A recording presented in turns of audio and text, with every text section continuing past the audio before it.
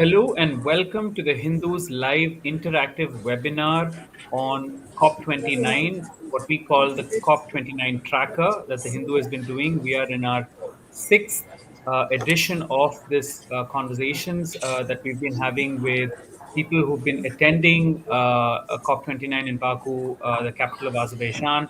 And we've also had journalists join us to give us updates about the conversations that have been taking place there.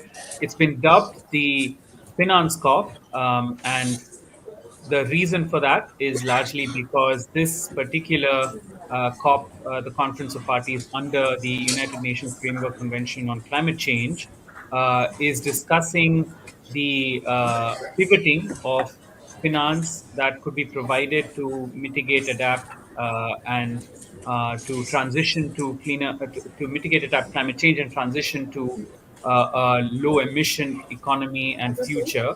And the conversation has so far largely been on the developed countries to pivot from the $100 billion that was promised by them at COP 2009 in Copenhagen annually to something much, much larger in the trillions.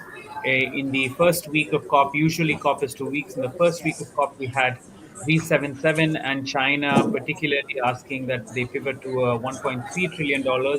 There have been calls ranging from 3 trillion to more than 1 trillion that India has, for instance, asked that developed countries cough up for this transition, as they've been historical emitters toward greenhouse gases, and also because they have they, at least the developing countries feel that they have an obligation to provide technology and finance to poorer nations.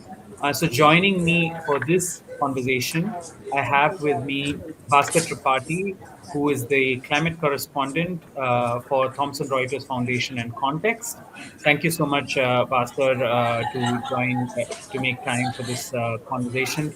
We also have Anushka Mohite, who is the editor of Carbon Copy, which is a website that tracks all news on climate change and energy and the intersection of that. Both of them are at Baku, and I understand there's just been a press conference that's been held towards the end of the day there. Remember, Baku is about an hour and a half behind Indian Standard Time.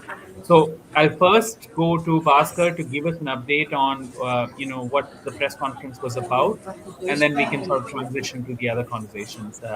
Bhaskar, over to you. Thank you so much, Kunal. Yes, a little while back, the press conference took place. Um, Chairs from African group of negotiators, LMDC and G77 China as a whole representing the developing world were there. And I think they reiterated the points that they have been saying, that the headlining number for the climate finance, for the new collective quantified goal, should be around $1.3 trillion. And they said they rejected all the news that has been floating around of a new number coming in from developed countries of around 200 to $300 billion. They said, is it a joke? We don't accept that, because it does not even cover the adaptation money that is required for the world to basically deal with the impacts of climate change. Beyond that, they also said that all the other conversation about cherry picking, that if developed countries are giving money, so the large countries should not be prioritized in getting that money, and smaller countries should be prioritized. So they rejected that, saying that the cherry picking shouldn't be allowed within the developing country bloc. And the UNFCCC agreement, as it stands, which simply says that developed world has an obligation to provide climate finance to developing nation, that should not be renegotiated. This is not the conversation where we're going to reopen the UNFCCC agreement or the Paris agreement and go back on those things. We need to move forward, and we need to put a headlining number, which is 1.3 trillion as they expect. Right. So that's interesting, because this has been largely what's been coming out as news from there, which is that the negotiations are deadlocked with like-minded developing countries, LMDC, as you said. which is a large block of developing countries and small island states and others, which includes India, China, Indonesia, and others, which are actually emerging economies. And from a standpoint of developed nations, large emitters, India and China particularly, even though they are recently large emitters, not historically, they developed countries have been wanting to pressure them to actually cough up money toward mitigation and adaptation goals. So it appears from what you've just said, it's really now open and sort of a full-on war. So thank you so much for that update. And it does, I mean, I do hope that in another few days, and we've known COP to drag on for days on end, even though it's supposed to end in 2 weeks, and for negotiations to actually close. So it may just be that what appeared hopeless might land up being hopeful. I'll go to Anushka. Anushka, the pivot in at Baku has been to go to this new framing on finance, which is the new collective quantified goal, NCQG, as it's been acronymed. Um, and just before going live, we were discussing just what the ask has been by developed countries there. So, can you elaborate on this, especially what the negotiations have been on that front, the most recent negotiations on that front? So what we're hearing is that developing countries are sort of looking at, say, a 200 to 300 billion dollar public finance. They're pushing for that. Developed countries are pushing for that, and developing countries want sort of a 600 billion dollar public finance package, which will be part of the larger 1.3 trillion dollar package. So I think it's all speculation at the moment, because the draft text itself does not have an NCQG figure. We believe that developed countries are reluctant to put a number on the table at the moment. This $1.3 trillion number has come from the G77 plus China bloc.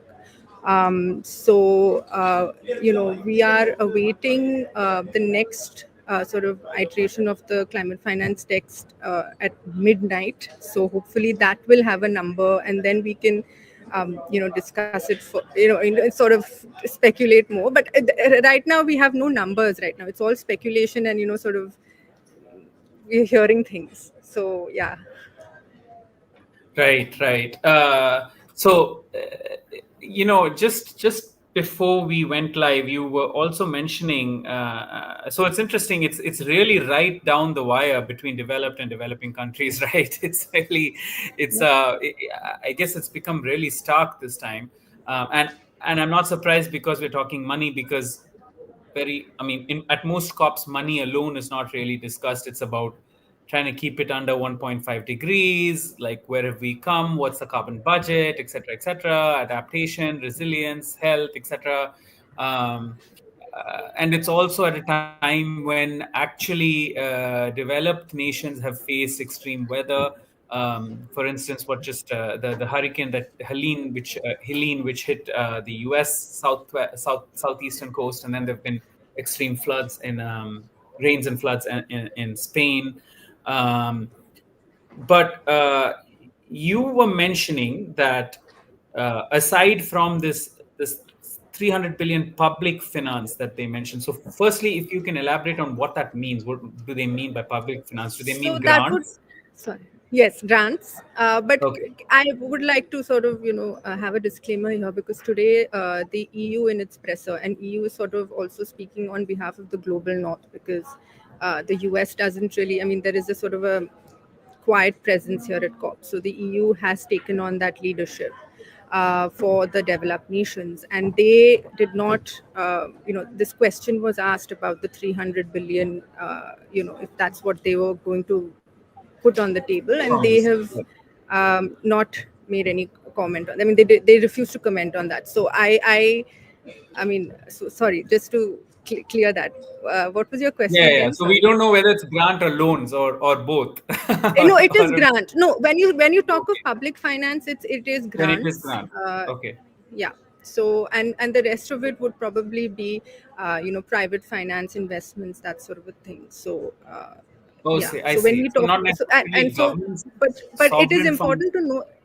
Yeah. So developing nations want 1.3 trillion in public finance. Ah, right, And right, so right, right. yeah. So but So if that's that a is not very happening, important distinction. Yeah, right, right. yeah, Yeah. yeah, yeah.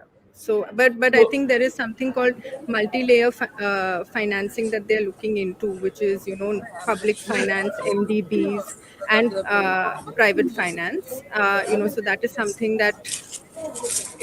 new that has been brought in. There have been arguments that this doesn't come under the purview of the Paris Agreement, and so there are several factors that are creating this logjam at the moment. right, and you mentioned that developed nations are sort of particularly pointing to Saudi Arabia and South Korea and China to be sort of donor countries. If you can elaborate on that. Yeah. So there's an article in the Guardian as well in the morning. There has been a push for China, and especially because it is doing so well. They want it to come under the donor country list. So far, China has resisted any such push, but we are hearing that there may be some flexibility on that. That China may be showing, but it's still speculation at the moment. Saudi Arabia, we know for a fact that it does not want to be part of any donor list. It's interesting because Saudi Arabia is a petrostate. This is the second consecutive COP being held at a petrostate. So, if Saudi Arabia is being asked to cough up money, would we expect like are there expectations of other petrostates to cough up? If you apply the same logic that China has been doing well economically, then petrostates have done well economically for some years now because of oil and gas and fossil fuels. So, uh, yeah, is that also on the table? Not the, I mean, we haven't really heard of that kind of push right now. I think, Bhaskar, if you have more to say on that. Yeah. Okay. Yes. Bhaskar, yeah. Go ahead. Yeah, so I don't think the other nations have been named so far. The push has been for UAE and China. And yes, the Guardian article also brought India in that discourse. But what I've heard from experts and everywhere else, they're not really talking about India being a donor, especially from the developed country side. They're mostly focused on China and UAE because their economies are doing well, and for example, China is almost at par with the developed economies like US, and their emissions are quite big, and their economy is also rising. Per capita income is rising. So that's there. And one point that Anushka was also mentioning about this 1.3 billion being in grants. Why is there that demand? I think that question also just needs to be understood. Why developing countries say they don't need loans anymore? It's Yeah. because Yeah. if That's a, you look yeah. at the economies of most of the developing countries, especially the SIDS or LDCs, low income developing countries, most of the annual budgets of their economies is going in servicing debts Right. and most of this debt has come in uh, because these countries took loans to do climate adaptation, to do mitigation, and now they're just burdened by a huge debt that they're failing to service as climate impacts mount on. As we see that impacts are becoming more severe, infrastructures are getting ravaged left, right, and center, and they need all the more money, but the money is not on the table yet. Right. So, so far we've not really specifically spoken about India India's ambitions and India's plans in this amidst all this deadlock that we've sort of been facing. Um, Yeah. this is a day after we're speaking a day after India's submission, which really is again a reiteration and imploring developed nations to cough up money. Um, Considering the sort of extreme weather events that India has faced, what is what where does India stand in these conversations? Because very soon the same yardstick that has been applied to China might be applied to India. That its economy has been doing well, and that it is now the third largest emitter globally. Yeah. Uh, even if per capita it is one of the lowest. Yes. So what does this mean for India's energy transition plans? Yeah, to answer this question, we'll have to just take two views because right now, when we sit at the international stage, I think the conversation changes a little. I think India has been saying, as you mentioned, their per capita income is one of the lowest, and they shouldn't be put shoulder to shoulder with other countries which are doing well. That's and the demand has been that the money that comes in should be in the quality and the scope of that money should be big and huge because countries like India need a large amount of money. In fact, India's annual needs are in billions of dollars for its own climate actions alone, whether it is decarbonizing its agriculture, whether it is its transport system or its industries, cities. It has a huge list of tasks cut out for itself. But internally, when we talk about the vulnerability of our country, we understand that we also have a large population who's living in poverty, and almost half of our population is vulnerable to climate extremes, especially in our rural areas. So when we talk internally, yes, India has a lot of responsibility towards its people to adapt and to create systems which are protecting its people, and at the same time taking a path of development that is not very carbon intensive. Because India has dual responsibilities: a, decarbonize the systems that are already there, and build new systems with low carbon intensity. So that's like a split task for India, balancing its act within the country and at the international level. But if you talk about its own targets, for example, let's just talk about its renewable energy for a minute. Right now, we've crossed 200 gigawatts of capacity, renewable capacity. India has Yeah, claimed it wants to, collectively, solar and wind put together, yeah, and and I it think wants small to hydro. I think we also count hydro in our RE. small hydro, Yeah, which is a subject which is often debated, but it yeah, does. Now, yeah, India wants to reach 500 gigawatt of renewable energy capacity by 2030. We yeah. stand By October, we stand at slightly above 200 gigawatt, which means to reach the target that India has, it will have to create additional capacity of about 40 gigawatt every year up until 2030. Which is a But humongous task. I mean, yeah, humongous task, and at the same time there are a lot of internal policies that are that you can see fluctuation there. For example, India is taxing or putting tariff on imports of solar modules and technologies because it wants to create its own capacity and jobs within the nation. So that has slowed down the pipeline for establishment of solar, for example. It wants to do yeah, rooftop solar, but that's a task. We have to convince all the people to set up rooftops in our homes, and we are a peculiar country when it comes to that. So that will task. yeah. Other than that, it will have to create additional transmission capacity, for example, to evacuate power from all of the regions that are developing this solar capacity to cities where it needs to reach.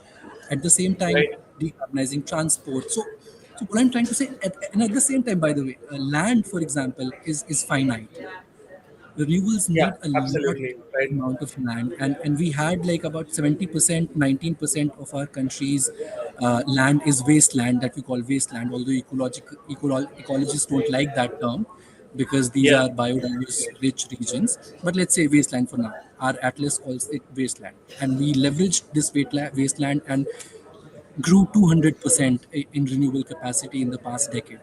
But now we've reached a stage where if you want to increase your capacity, you're running into conflicts with people's rights on the ground. For example, if India wants to do net zero by 2070, it will have to create around 7,000 gigawatts of capacity. But a new Right. report from CEEW, which is a think tank based in Delhi, said that doing anything beyond 1500 gigawatt would come with severe conflicts because of the population density that we live with. So these are Right. all the challenges that India will have to contend with. So it's not a simple task for this country. Right. I think that was an excellent overview of what of India's challenges, and in the backdrop of what's happening there in Baku. This is an interactive session, as I had mentioned right at the beginning, and people have begun commenting on our conversation. We have Bharat Patil, Bharat Patil, I apologize, Bharat Patil asking this question. Wealthy nations have only sometimes met their annual goals since 2020. He's right about that. 2022 was, I think, the only time they crossed the $100 billion threshold, and they've not done so after that. Both of you can correct me if I'm wrong. Leading to growing mistrust among the world's climate vulnerable nations. What do you think? Considering the I sort can, of, I can, yeah, I can yeah, if just you can take that, quickly, Anushka, yes. yeah. So it is true. The schism between developed and developing nations, is growing, and we see that increasingly with each successive COP. But that is why a summit like this is so important, because you get voices from all over the world to come, and this is it gives them a platform. And there has been a lot of press during around this COP, and whether it is a waste of time, and that sort of a thing. And I really don't think it is, because you have voices from all over the world, talking to each other, and this is one of the only climate change conferences. And so I really think that this summit is important for that reason. And it is not a waste of time. There is some progress that happens. It is important to also understand that this is these are negotiations that take place, and negotiations are slow. I think there is a sort of uh, they take their own time, and they come at their own pace. You need consensus from so many different countries, and it's not easy to get. So it's I understand it's uh, frustrating, but I do think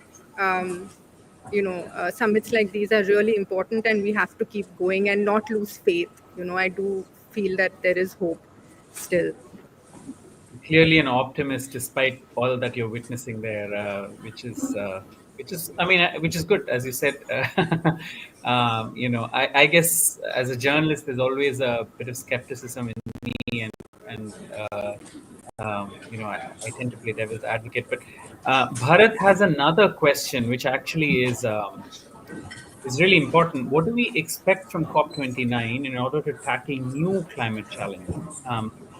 And I think this is, in my view, pertinent now because uh, we are beginning to realize that the effects of extreme weather um, is being felt in countries which have been considered not quite climate vulnerable from the point of view of having resources. Uh, so, for instance, what happened in the US that I just pointed out, or even Spain. So, when we are now in a position where the developed countries, which have been the richer countries, which have reneged from the point of view of poorer nations on paying up what they should have or what they promised. How do we then account for future challenges? Do you want to take that, Bhaskar? And has there been a conversation on what sort of future challenges that we're expecting? Sure. I'll give you like an anecdote. I was speaking to Bangladesh's environment minister here in Baku, and she did mention the fact that they are coming to these multilateral processes to find solutions for their problems.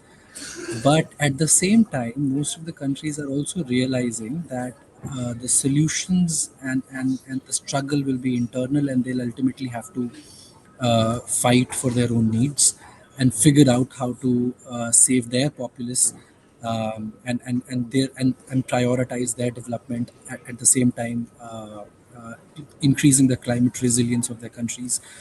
So, what we expect from COP29, actually, as you said in the beginning, this has been termed as the finance COP. And I also do feel so, as somebody who's been reporting on these things for about 5, 6 years now, that finance is the most important discussion, because if you leave this platform, this multilateral platform, you don't have any other platform where you can reach a global number, where you can ensure responsibility of the developed world, which has gotten us in this situation that all countries are struggling with. So, finance, putting a number on the document and saying this is the money that needs to go from developed world to the developing world, and that money has to be in form of grants, so it does not create additional burden on the countries. And technology transfer is also equally important. I think the distress that Anushka mentioned a little while ago started when during the COVID, when we realized the vaccine, between the vaccine sharing, is when actually the distrust started. That all the countries noticed that developed countries might just prioritize making profits than helping others. So it just created a space where developing countries have started taking these stronger positions that we will not budge from our priorities. We need money, and you need to ensure money. So, in one line, COP29 is a finance COP, and a number on the table is something that will be the most important thing that we can expect from this COP. Everything else is, of course, procedural, and that will happen. As Amrita said, these are multilateral systems, things move slowly. But having a number is the most important bit, because without finance, you can't really do anything within the country or outside it. Yeah, it's interesting you said that about Bangladesh, because I would assume that most countries would probably come to that conclusion that ultimately, being sovereign nations, they'll have to cough up the money themselves or find ways to fund it, because these multilateral processes don't quite, as Anushka pointed out, and you've sort of reiterated, don't quite finish within a finite time in which they can actually really access these funds and deploy them when most needed. And so, well, we have a couple of more days for this process to sort of come up with a particular number, maybe. If I can maybe come back to India in closing, usually India, is viewed as the voice of the developing world. It is more forceful in its demands. Um, from whatever I've sort of noticed in the past week or so, it's been less so this time. Is that how both of you observe? And secondly, I think this is a slightly more technical question, but um, have there been conversations about the EU carbon tax and the deforestation regulations that they've proposed, and how this might impact, the futures of developing countries. And India, I know, has been pretty against the EU CBA and the carbon border adjustment mechanism. So has there been any of those conversations? If I can ask, I mean, Bhaskar first, and then Anushka after. Sure. I think I'll let Anushka answer the first part of the question, and I'll directly jump to the CBAM part, like carbon border adjustment mechanism by EU. Um, yes, there is a scenario where a lot of countries are coming up with their trade measures, Developing countries have been vociferously voicing against these, saying that no unilateral actions are allowed under the Paris Agreement or the original convention.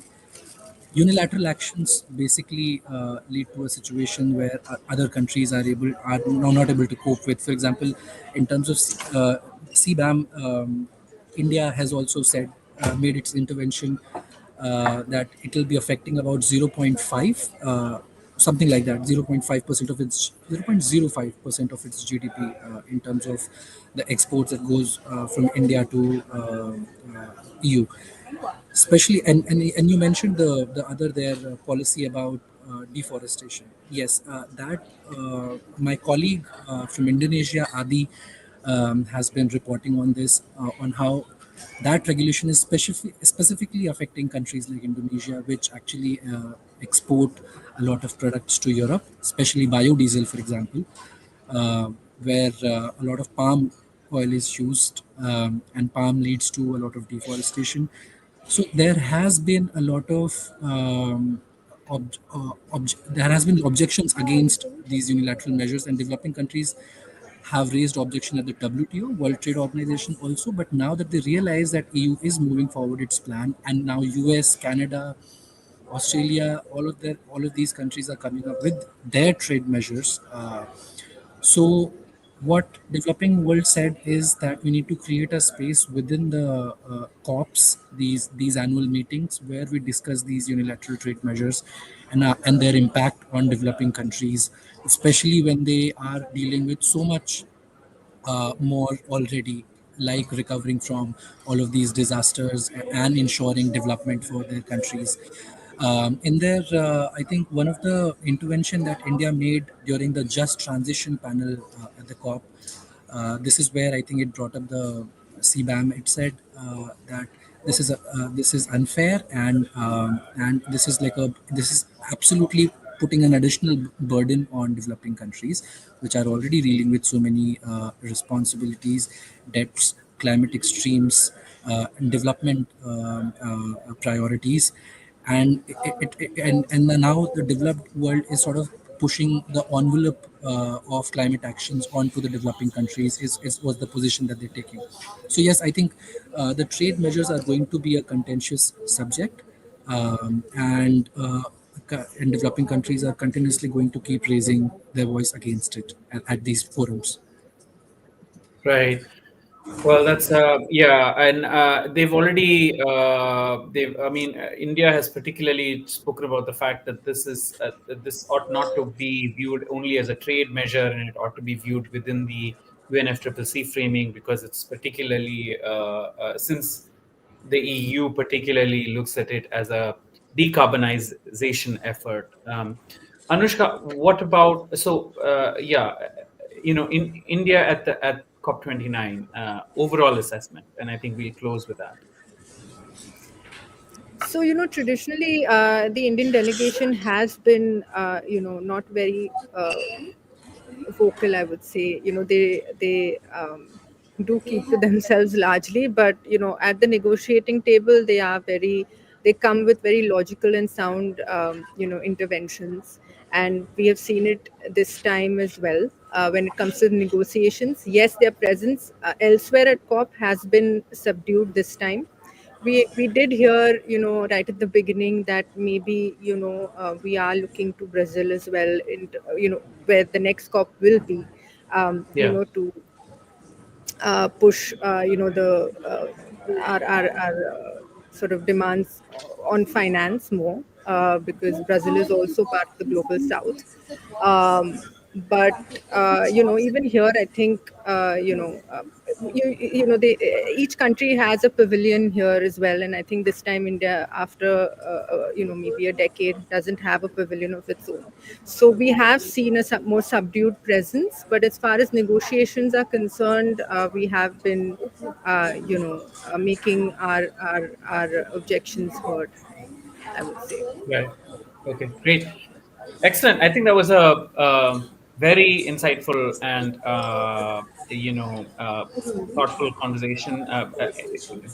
Inputs from both of you, Bhaskar and Anushka. And Anushka, I must thank you doubly for just being quite the sport and making time in less than half an hour, because for all our Hindu viewers who've been tuning into this.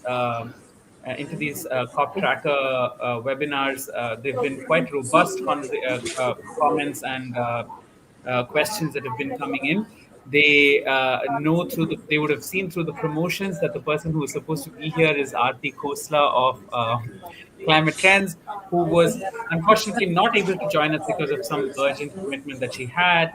And in fact, suggested Anushka, whom we would have anyway had otherwise at some other possibility, but that it just happened seamlessly is great. So thank you both for this insightful conversation.